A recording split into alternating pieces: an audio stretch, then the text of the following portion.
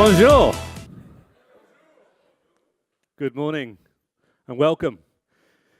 Let me quickly start with a thank you. Thank you to all of you for giving up your time in your important diaries. Not so much the giants, but the external guests. Thank you very much for being here. We really do appreciate the time you're giving us and the support you're giving us as an organization. My name is Gary Roberts, and I run the commercial teams here at Jahia. I've been in the company. I've just actually crossed into my 6th month at Jahia. So I've been here long enough to care, but maybe not long enough to be blamed for anything that may have gone wrong in the past. So I'm the future guy. But it really is great to get to meet some of you for the first time and spend some time going through what I think is a really, really exciting couple of days. So let me very, very quickly take you through the agenda.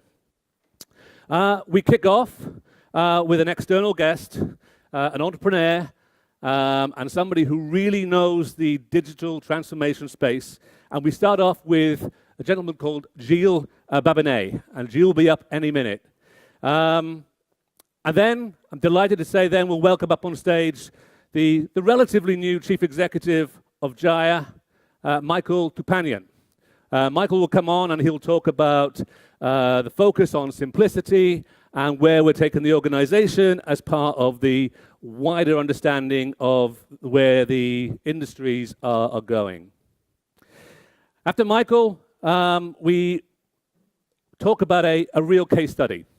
And it couldn't be a more important case study because it talks about patients within healthcare.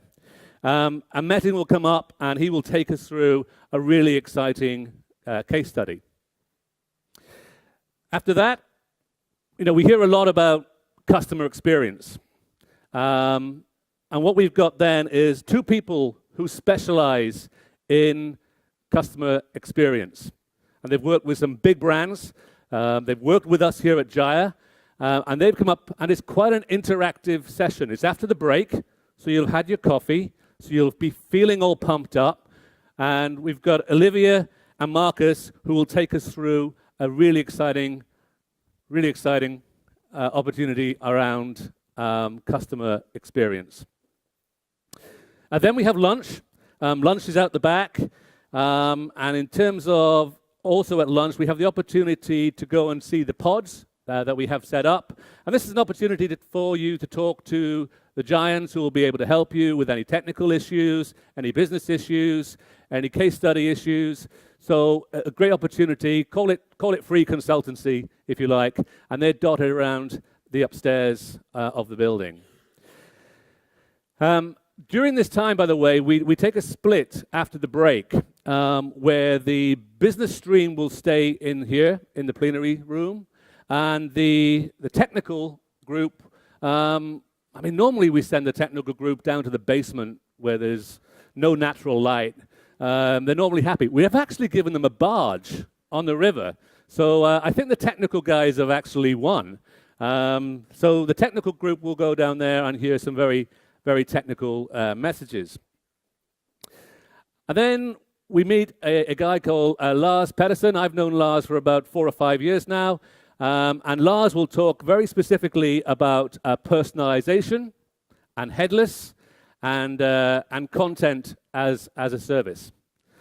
After Lars, we have the opportunity to meet up with one of our keynote speakers, Brian Solis. I saw Brian present about 6 or 7 years ago, and then again about 4 years ago, and he's one of those speakers that creates a lot of thought, a very thought-provoking speaker, and we're delighted to have Brian with us up on stage. And following that, we'll be met with Ken Segal, and Ken, for those of you who don't know Ken, he's worked with a lot of organizations, but he's probably most famously known for working alongside Steve Jobs, and helping Steve in driving the marketing messaging around the iPhone and the iPad. And Ken will be up on stage for our final session. After that, we meet on the boat outside at 7 o'clock for cocktails. And just a heads up, that boat does actually leave the harbor at 8. So for those of you who need to go away and check in and come back, the boat will actually leave the harbor here at 8 o'clock. Okay, so a pretty packed agenda for today. I'll run through tomorrow's agenda with you tomorrow morning. My goal here is quite simply to try and keep everything on time, including the breaks and the lunches. So if it runs late, blame me, or blame the speaker that took us past their time slot. You'll know who they'll be. Right, so without further ado, what I'm keen to do is bring up our first speaker. This speaker is both an entrepreneur and indeed is the EU digital champion for France. Gilles, as I say, is an entrepreneur, has founded many businesses. He's written books on big data and, of course, digital transformation.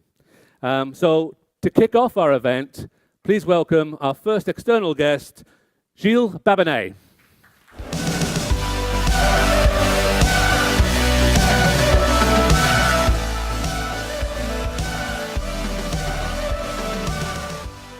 Hello everyone, I'm extremely pleased to be talking with you. I understand that there are plenty of experts in the scene, so it's kind of a challenge to me. And I hope that you won't feel that it's too, I would say, low-level presentation, because you probably know a lot of what I'm going to talk. But I think it's still interesting to try to wrap up a little bit about digital transformation, starting with why are we talking about digital transformation? And I think it's a key challenge, because we all speak about the fact that everything is accelerating. But, you know, if I were to ask to someone, why is it accelerating? I'm not sure it would be obvious for everyone. You know, there are some reasons, and actually it's going faster and faster. And the thing I do often when I start this type of thing is to try to take some perspective and to go back in like 50 years ago. The first guy I'd like to bring up here is this person you all know, obviously. You know this guy because he said in 1969 that computer and actually processors would double the speed every 2 years. And you know, it's interesting because when he said that, he didn't believe that it would last for very long. He thought that this prospect, this foreseeing would maybe last for 5-6 years. By then, we had 12,000 transistors in a processor, and he thought that maybe we'd go up to like 200,000, something like that, but not further. And you know, it started to become obvious that something was going on when we went a few years down the road in 1976, when we had the first, I would say it wasn't yet TCP/IP, it was still ARPANET, but we could be able to connect a few of these big computers and start to synchronize their computation together by then. And people felt that it was accelerating. And in just a few years, we've been able to decrease the price of a very large factor, and up to a point where we had kind of personal computers. Some of you, me, maybe some old guy here, remember this time when we had in SMEs this computer arriving. But I think that the big jump came 10 years later when we started to have personal computer at home, you know. And just to give you a glimpse of how small it was, by 2000 we expect that there were only 200, maybe 250 million people connected to the internet. Some from their home, some from their companies, but still it was a very small number. We spoke about the bulk, the burst of the internet bubble by then, but with very small numbers actually.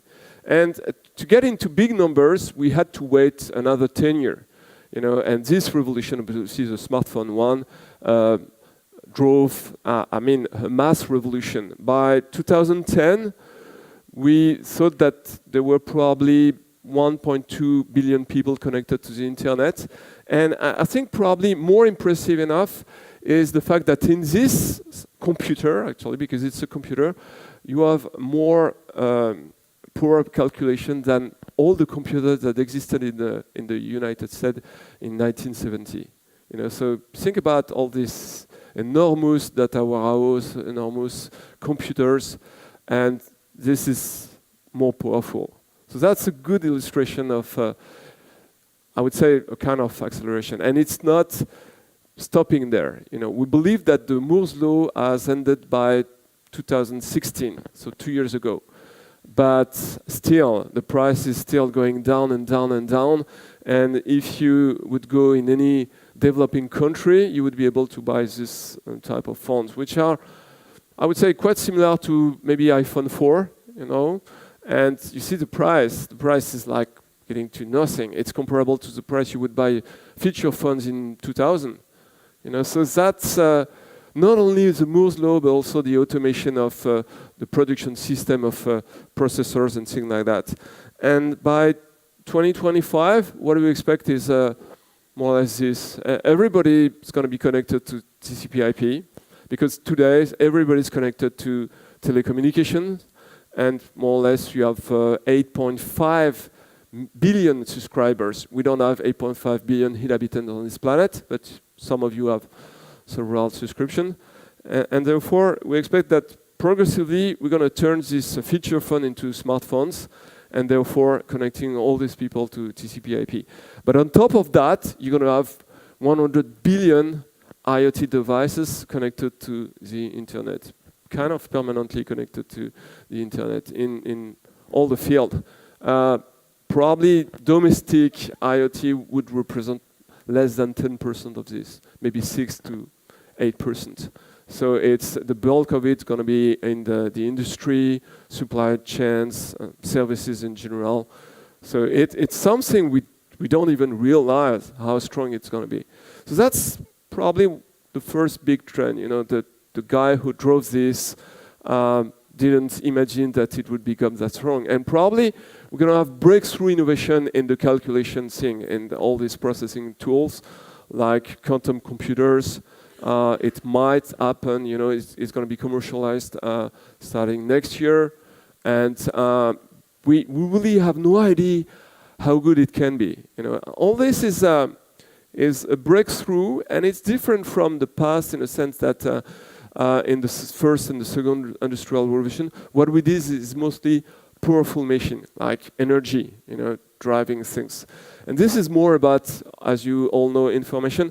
And I would say mostly about connecting anything, you know, computer to computers, people to computer, people to people, actually. And it creates opportunities that we couldn't even think of like years ago. You're going to see that later on. So that's the first, I would say, big breakthrough, mega trend in general. And what it's progressively doing, it's flattening the world. The fact that we don't necessarily rely on one-stop shopping organization to do everything. And we see tons of startups happening every day.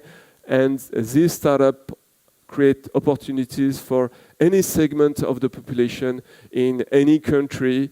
And this is doing, I would say, a change in the sense that before you had a very structured organization with university, gathering the knowledge, with industry, gathering the production tools. But this is completely different. And we are talking more and more about this concept, which I believe is fabulous, of wisdom of crowd. The fact that not only do we have computation, but we also have the fact that we can mobilize you, actually, to create some value, social value, economical value. A very good example of that is Wikipedia. You know, if we were to print Wikipedia, the English versions, it would be high of 250 meters as an encyclopedia, compared to Britannica, 2 meters. You know, so you have more than 100 times more, I would say, quantity of knowledge in Wikipedia. And strangely enough, I would say, you have less mistake per page in Wikipedia than in Britannica. So it's probably counterintuitive. but some research has been done on that and has proven that.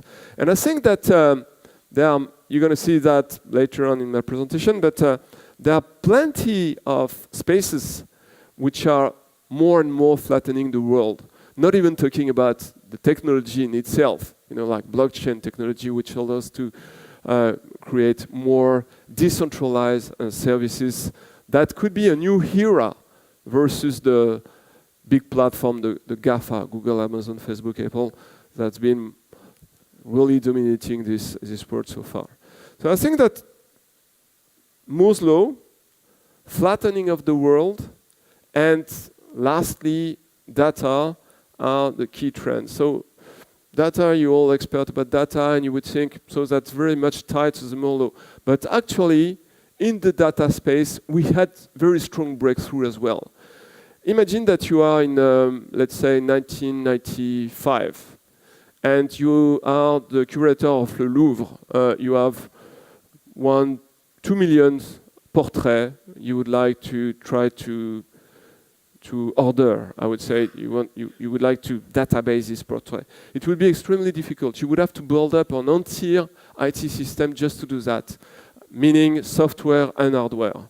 And the calculation, the type of processing you could apply to this portrait would be then very limited. For instance, you would be able to count the dots. You would be able to say there are 200 brown dots in here, 150 blue dots, and that's it. And you, with these two numbers, time the number of portraits you have, maybe 2 million portraits, and you can deal with these numbers, but you're limited to it, And what happened since then is, I would say, a complete breakthrough, hardware breakthrough first, which made that in 15 years, from 1995 to 2010, you have decreased the price of calculation, storage, administration of a factor of 70,000 times, which means that what costed 1 million by 1995 costed only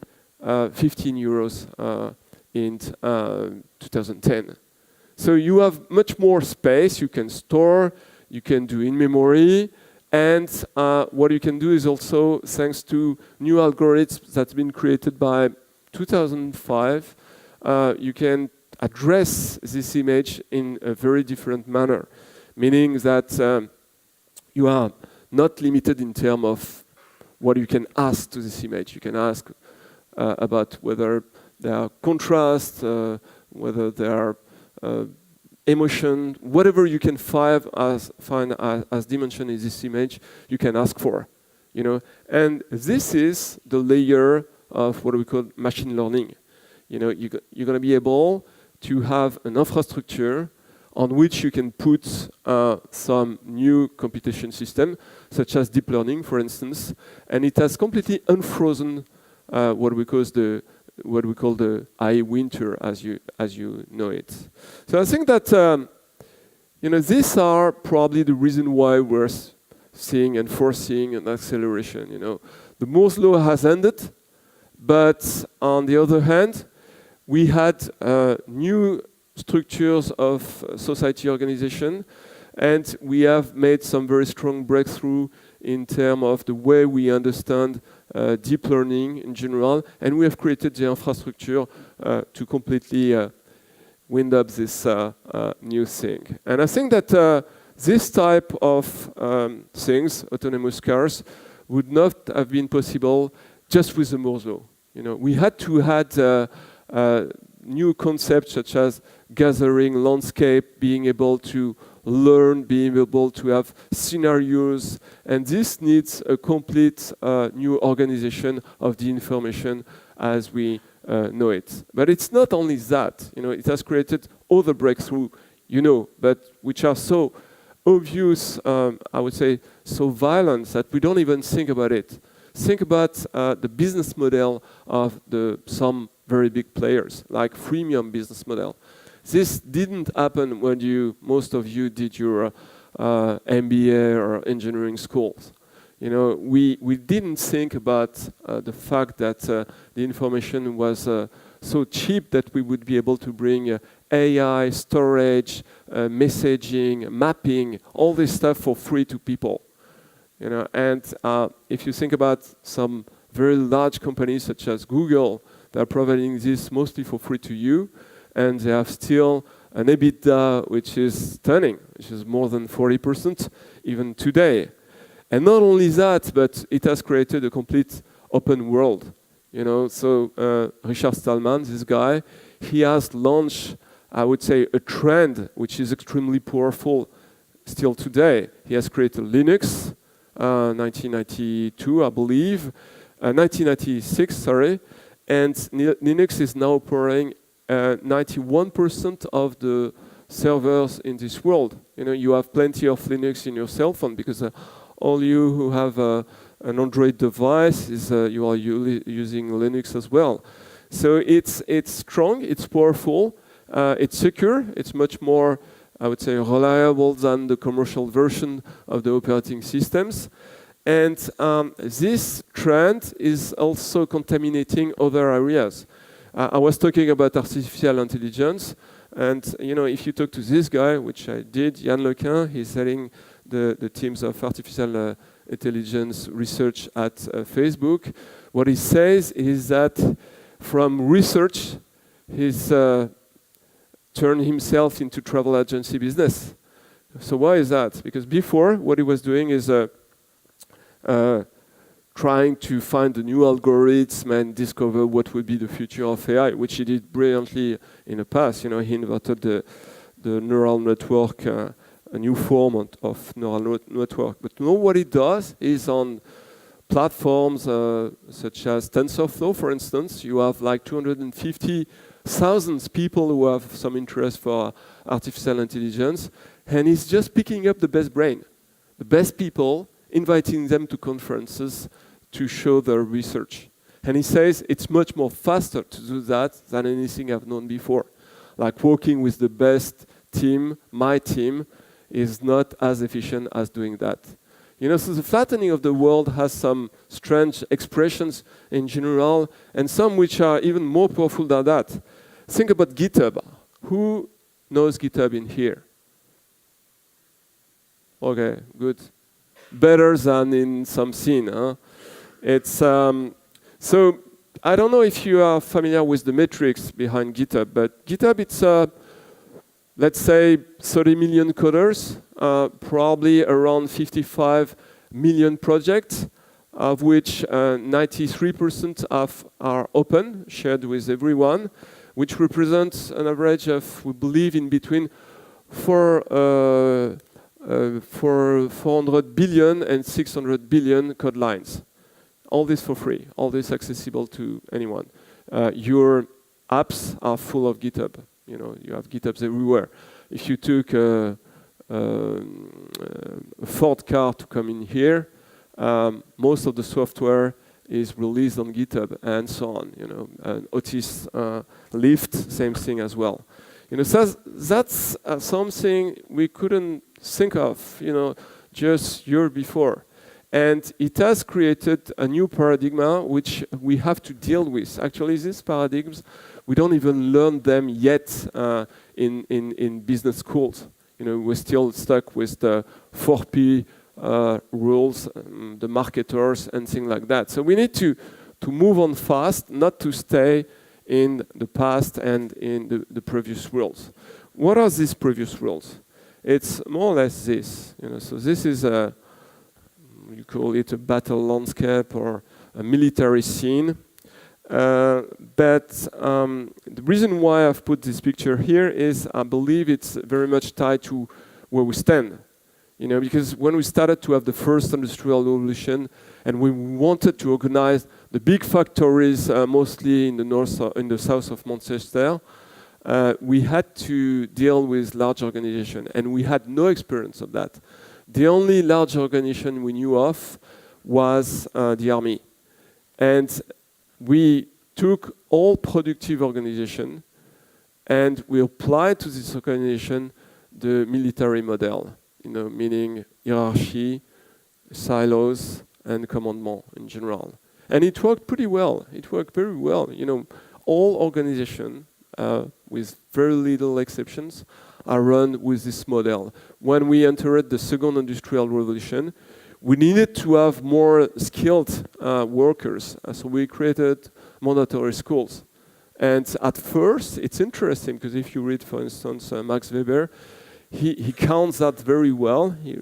He is a very good historian of the productivity, and he said that we had literally schools that were bound with the factories, and depending of the degree you could access in these schools, you would be more or less high in the hierarchy of this organization in general. And again, this has very much worked, but now we are entering into a different world.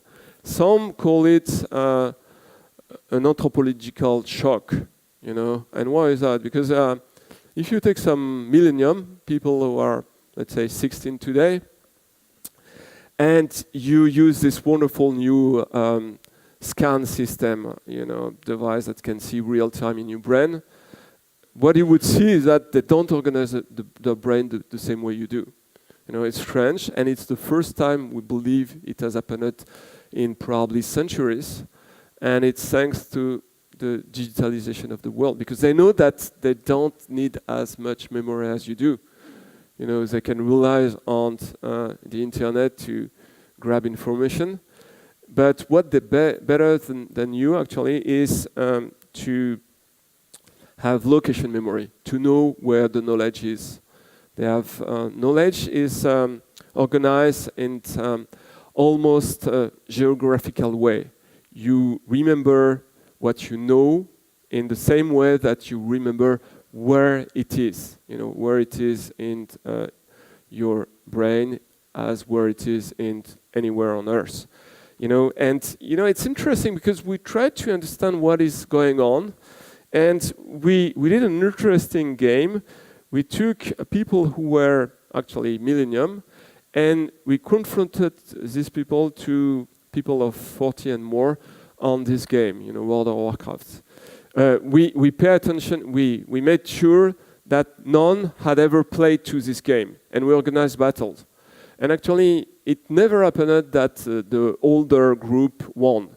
They never won, you know. And why is that? Because to win on this game, you need two skills. You need to be able to create very quickly strategies, which means to be able to cope with very various concepts. And the other thing is you need to synchronize teams, which are very important skill for today. You know, if you go in a startup, you would have kind of the same type of needs, you know. And it's interesting because these people are very good.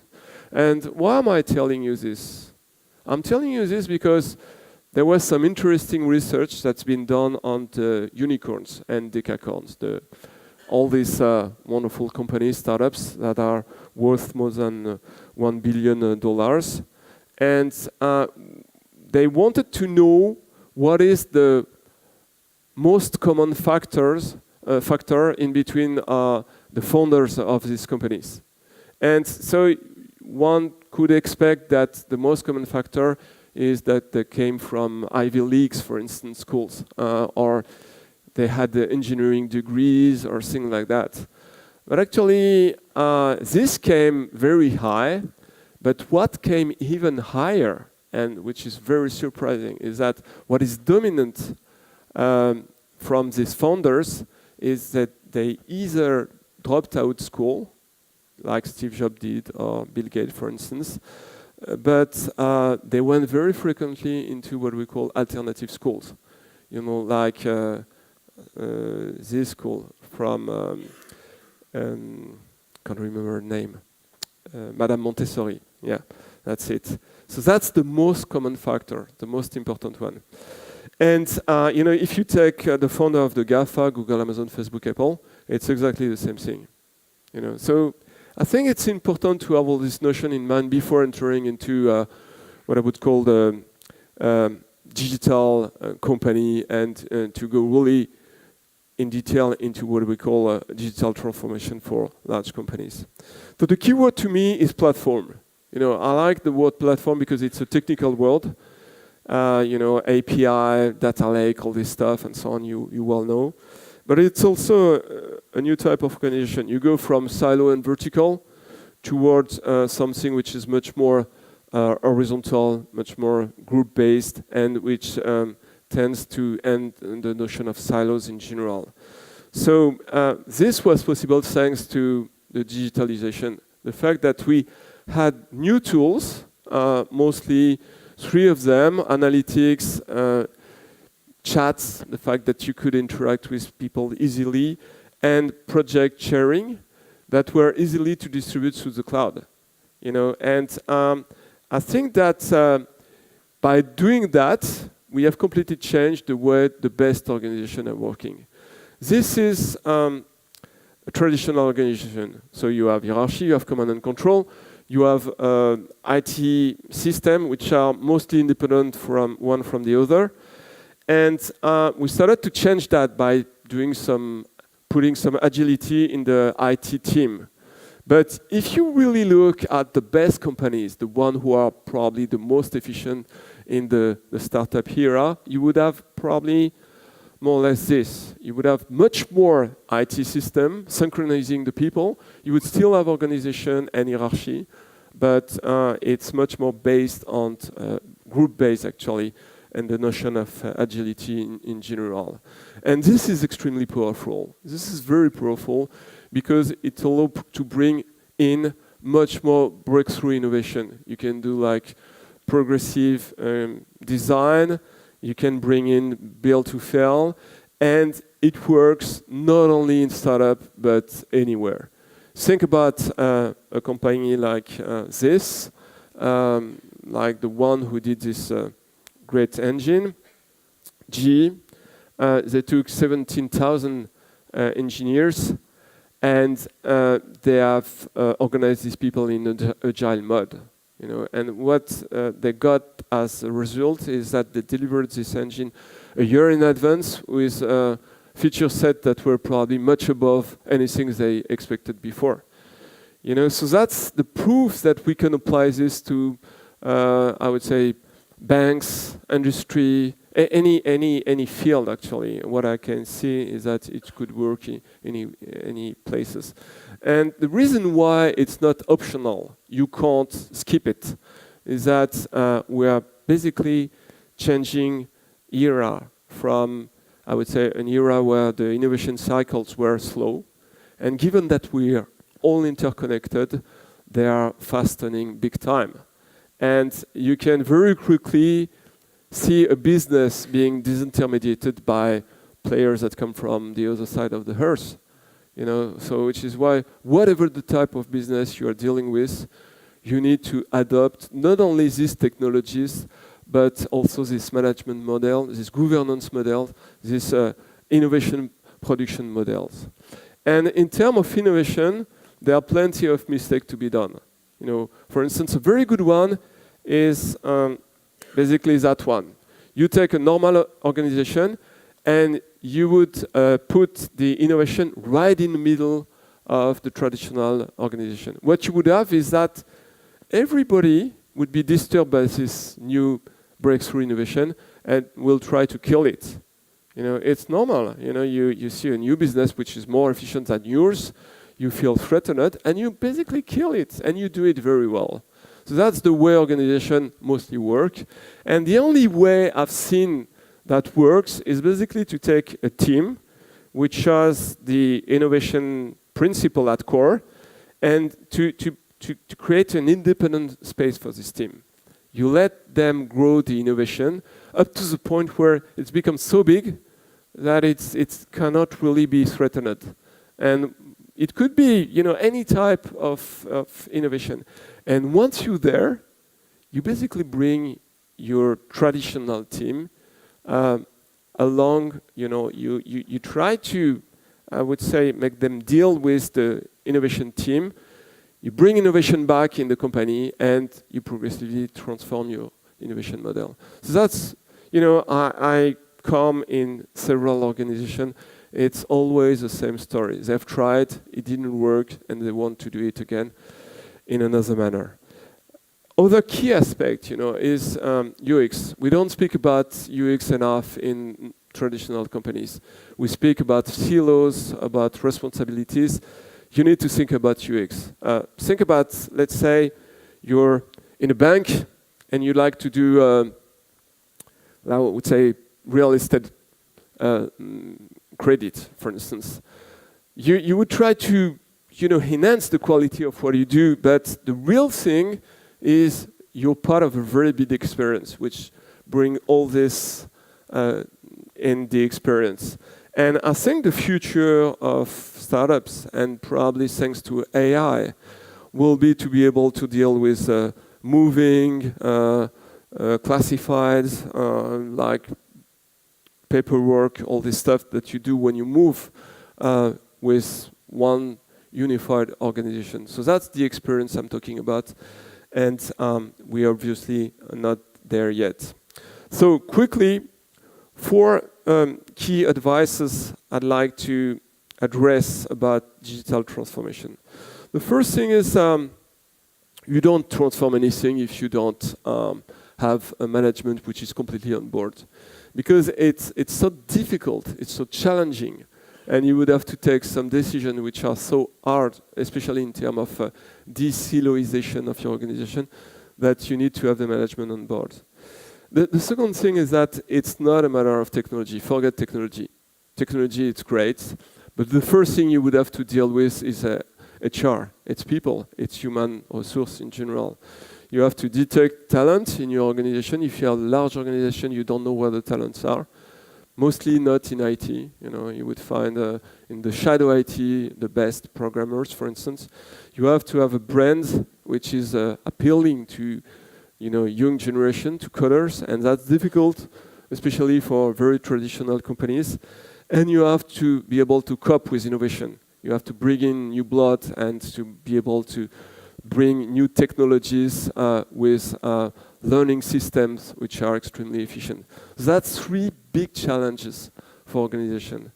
But what you need to do to make sure that you're bringing all people together with the same goal is you need to have a roadmap and to share it. You need to make sure that you are able to have a vision, to transform this vision into operation, and therefore to be able to turn it into progressive stages, whether it's technical or human. You need to have both together and to be able to make them work together. It's no need to have API if you don't have people to run this API. And last thing, you need to progressively bring in a culture of experience, a culture of data, and a culture of design.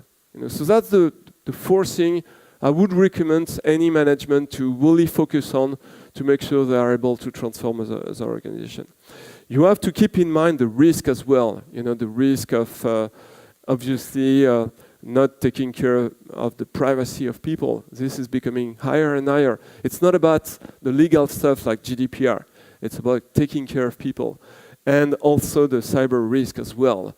It's the 2 most important risks in the futures for companies.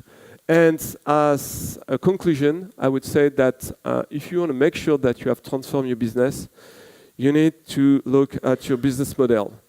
If you haven't changed your business model, you're still behind. You're still in the 20th century. If you have started to change your business model, for instance, but not necessarily going into AAS, like SaaS, engine as a service, that's a big change. So that's the few advices I wanted to give you. I have to stop there if I don't want to be blamed by you for being late. But thank you very much for your attention.